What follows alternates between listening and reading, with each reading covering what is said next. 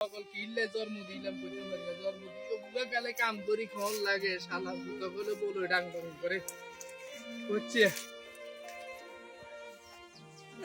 এ কত কষ্ট উমা কিউ কাগু এত কষ্ট করি জঙ্গল যা ভাঙি এনে কি আর বাবা কইতো তো আর বুয়া বসে কাম করতো বাজি আর হুলা করে দেখছো তুই কোন গে আর হুলা বড় করে দেখছো তাই তো ওকে মাত্র উমা হেমে তো বলো ডাং ডাং করে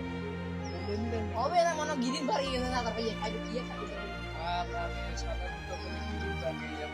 গিরিন বার